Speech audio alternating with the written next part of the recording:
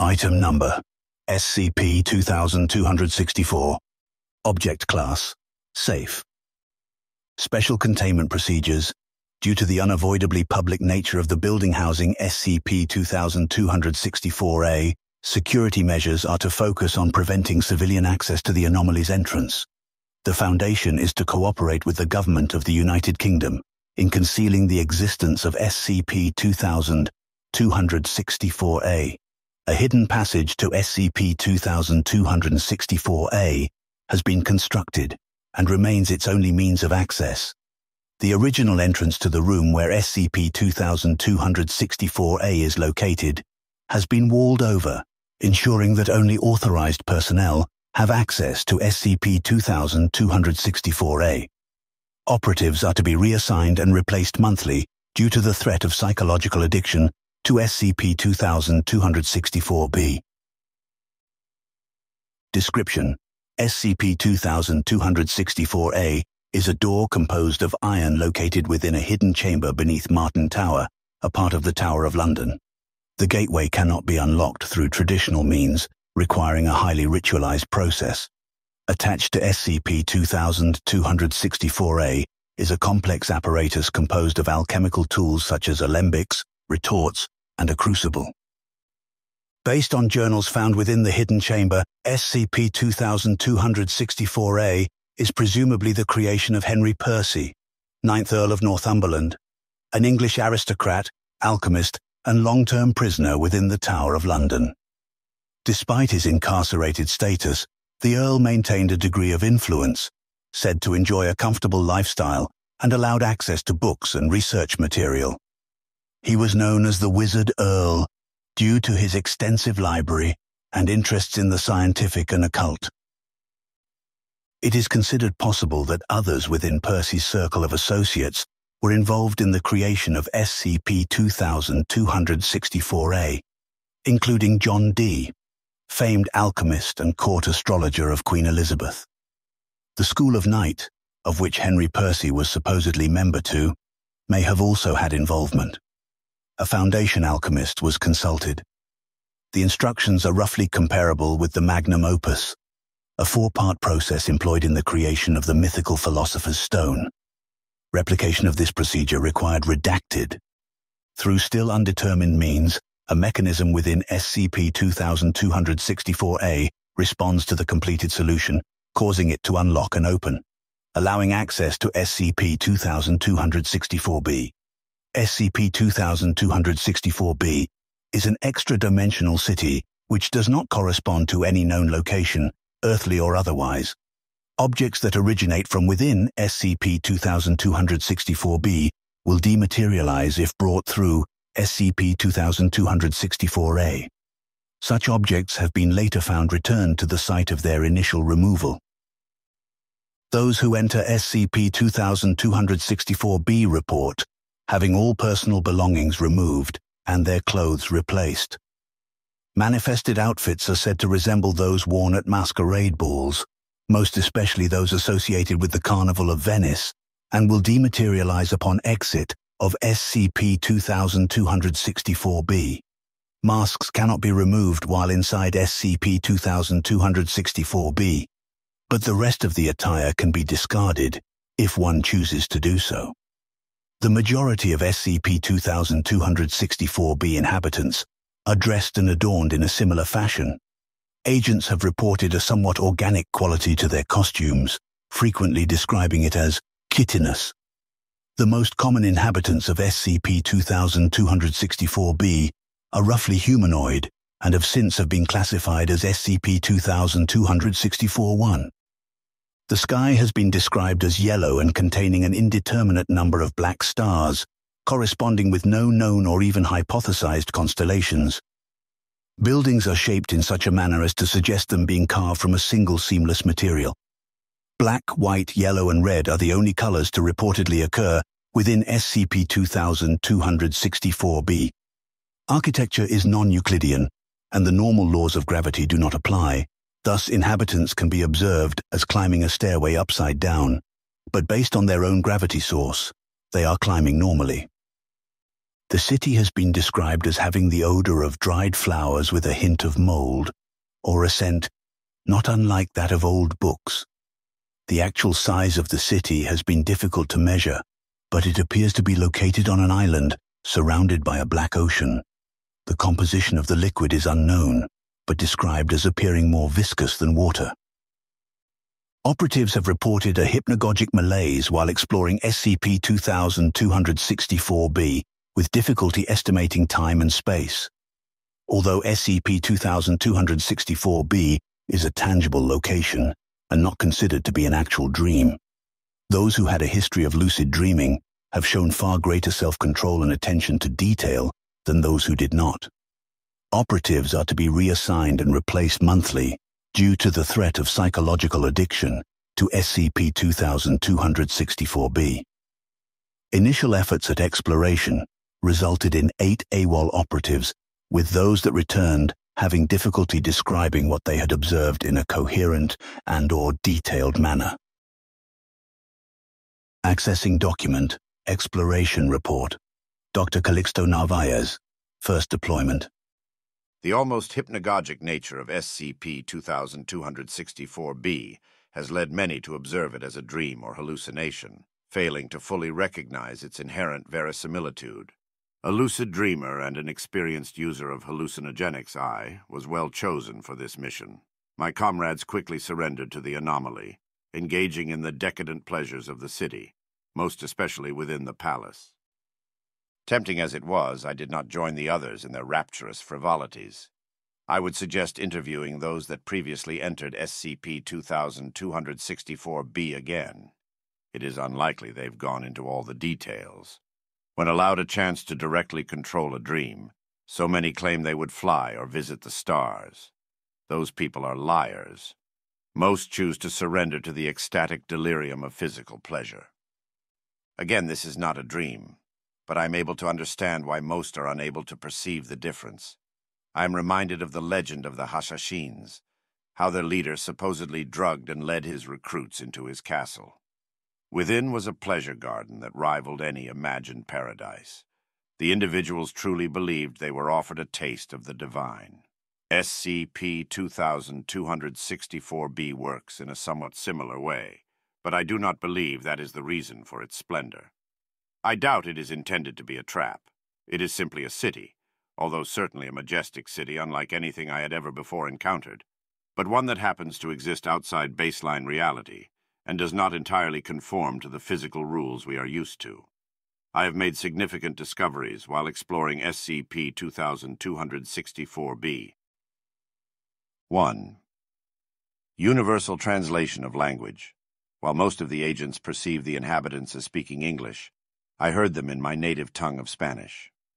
Even those of my team, when communicating with me directly, appeared to have been speaking Spanish while within the anomaly. I have discovered that this is also applied to written language, but not quite as accurately. Written words initially appear as alien shapes, most of the symbols having a somewhat spiral-like pattern.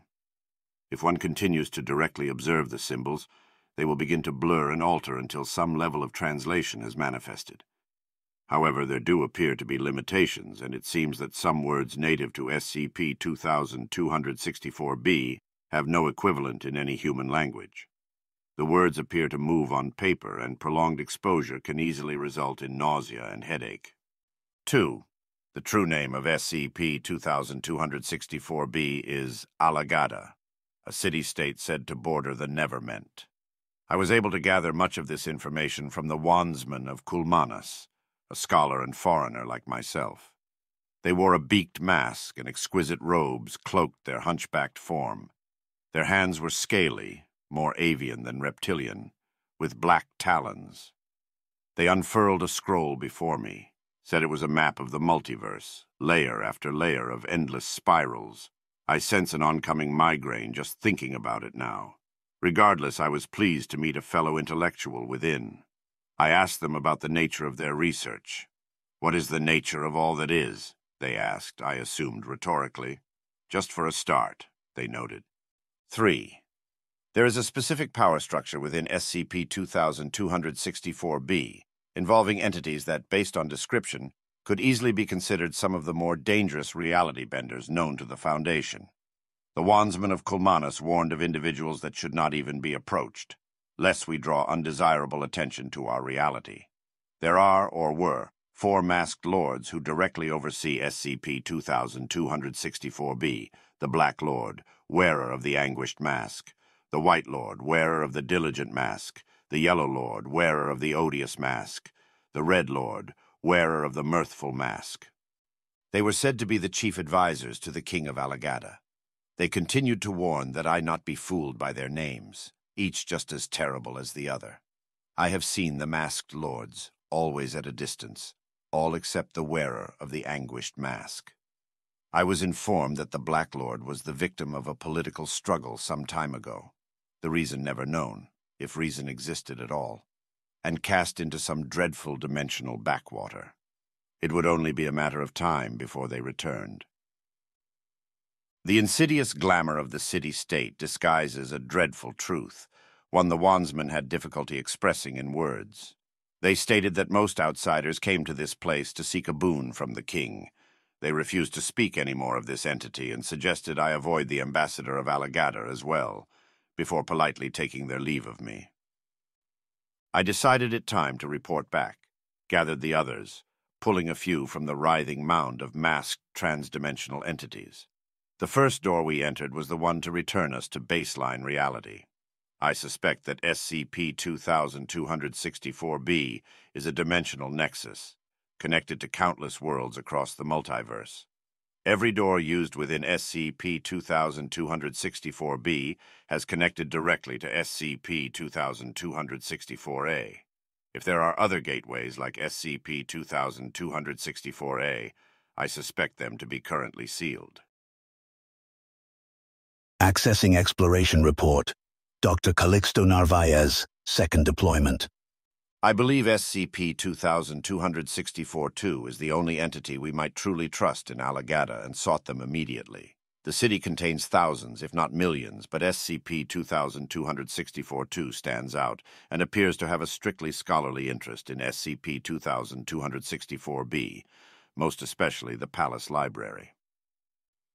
The collection was impressive and could have been infinite in size for all I knew. There was no visible end to the room, the corridor stretching long into the horizon.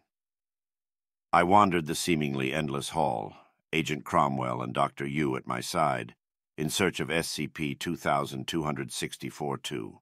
I scanned through a few grimoires and scrolls, the alien symbols failing to translate, leading me to suspect that no earthly translation was possible. In time, we found SCP-2264-2, affable as before and expressing concern about our well-being. I asked that they elaborate, and I write their response as best as my memory allows. The ambassador of Alagadda will soon return from Adatum, and only the mad shall remain. I suggest you leave post-haste, for I intend the same. I thanked them for their warning and declared that we would not linger for long. I asked them about Adatum. They replied, "A terrible city, filled with equally terrible people.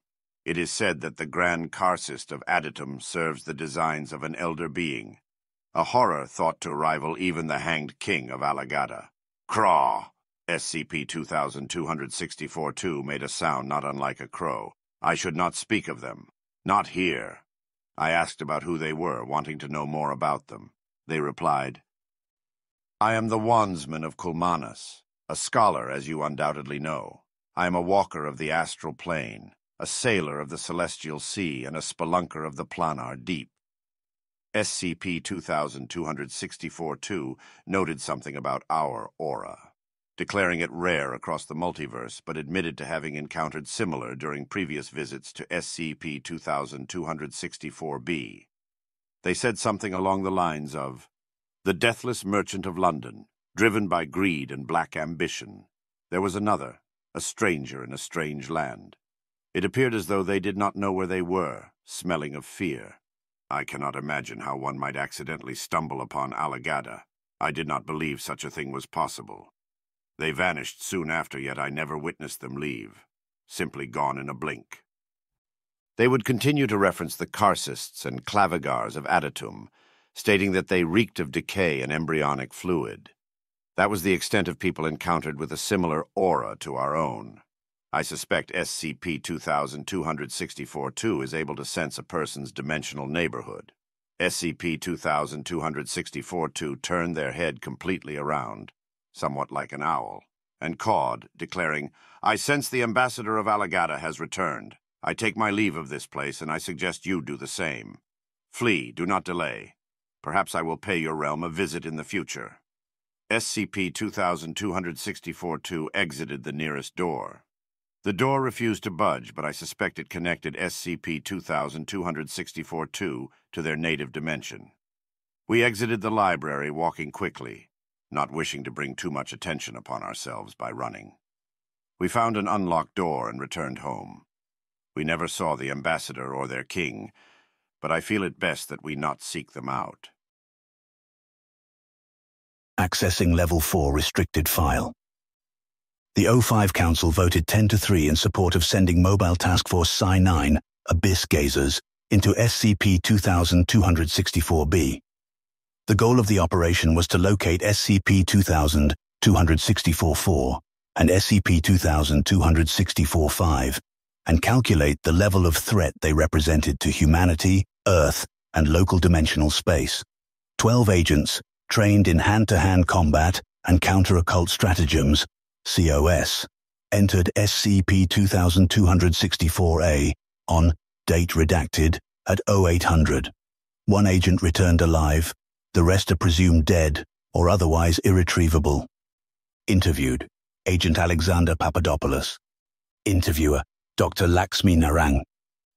Forward, Agent Papadopoulos was found to be in critical condition upon their exit of SCP-2264, losing consciousness soon after. A physical examination revealed fractured bones throughout the entirety of their body and extensive internal bleeding. After 3 weeks of hospitalization, Agent Papadopoulos was deemed healthy enough for interview. Begin log. I know it might be difficult, but please tell me everything you remember. The city was remarkable. Command prepped us for it as best they could, but words failed to do it justice. We all had the appearance of harlequins or something out of an old-time masquerade.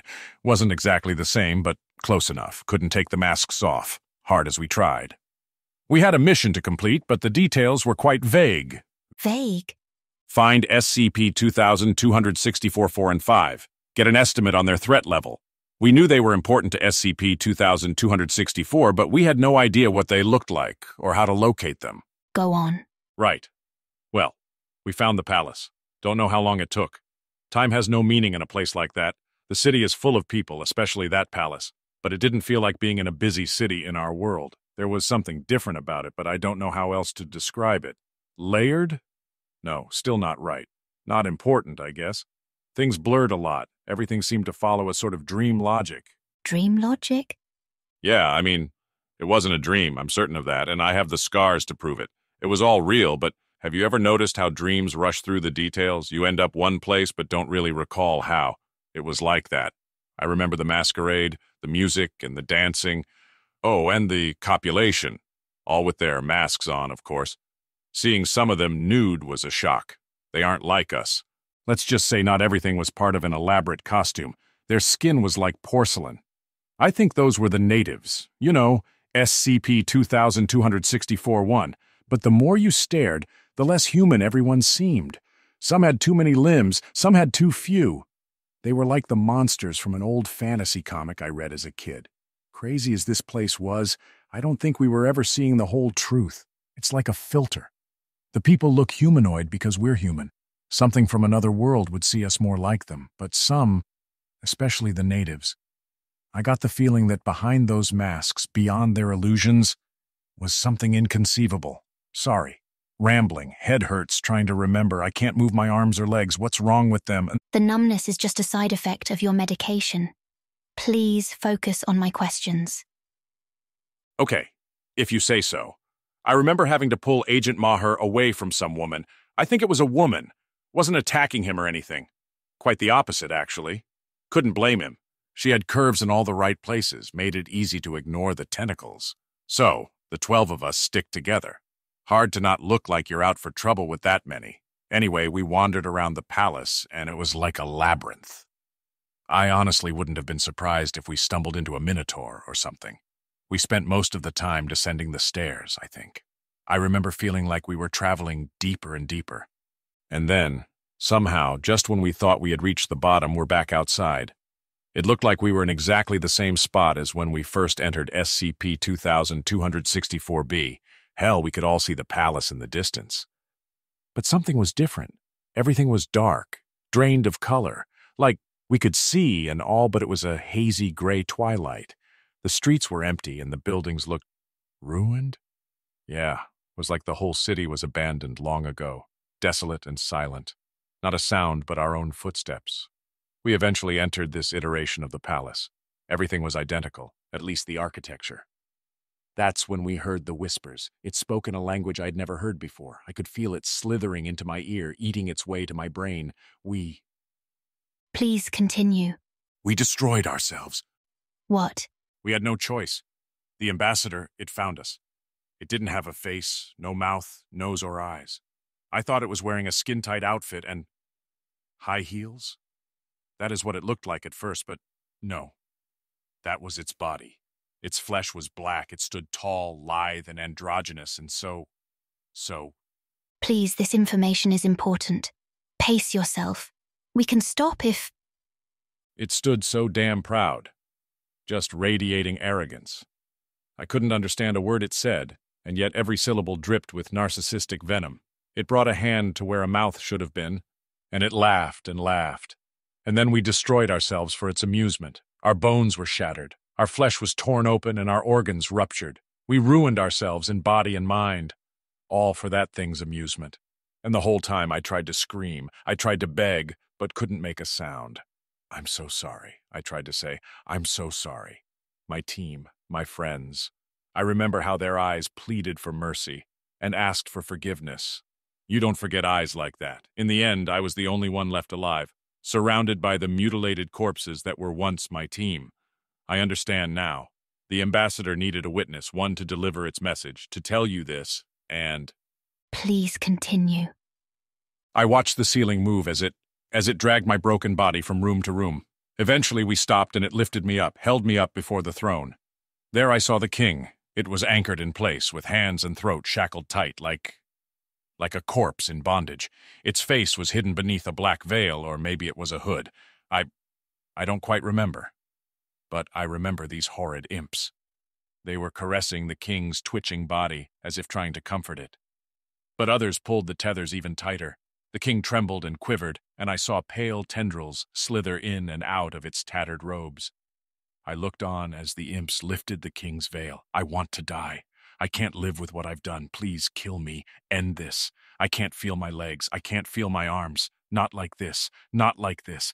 Please, I'm begging you. You know I can't do that. Please tell me what you saw. A God-shaped hole.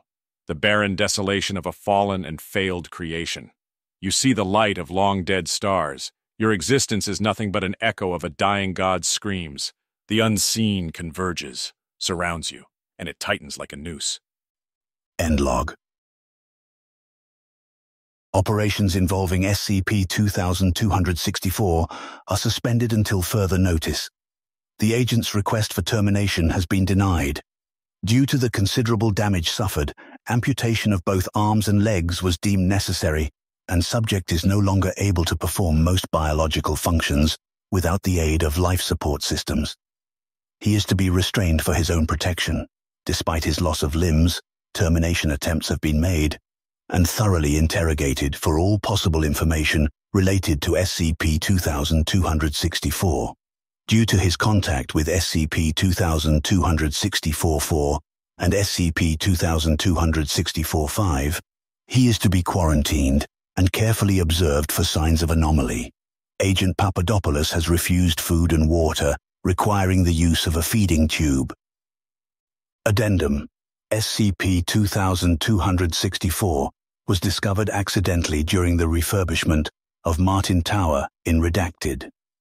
The Foundation was contacted by representatives of the Crown due to the suspicion of a potentially anomalous artifact based on the writings found within, since attributed to Henry Percy, 9th Earl of Northumberland.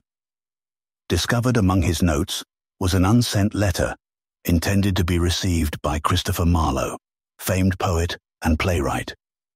The letter is dated the 30th of May, 1593, the day of Christopher Marlowe's unsolved murder. Accessing document 2264, 0037. To my singular good friend, may this missive reach thee ere 'tis too late. 'Twas thou who urged against my building of the Janus Gate. My insult was cruel, having deemed thee foolish and ignorant of the sciences. I prithee forgive mine arrogance. 'Twas thou who suffered the evil to which I was blind. I showed thee the other ordinary, and allowed the secret darkness to coil around the cinder of thy beautiful heart. I was blind, but now I see. I beseech thee to burn that accursed play and return it to ash. Thy patron seeks to corrupt and defile. Whence he cometh, there are things that simply should not be. The ambassador shall exploit thee as they did us. I have sealed the Janus Gate so that only the enlightened may enter. May they have the wisdom to see what I could not, and the power to slay the wretched king within. Damn that metropolis of blood, that terrible realm and its antient countless crimes. Consign thy play to the fire, deny thy vile patron, and anoint thee from this madness. We would fain welcome thee back into the night,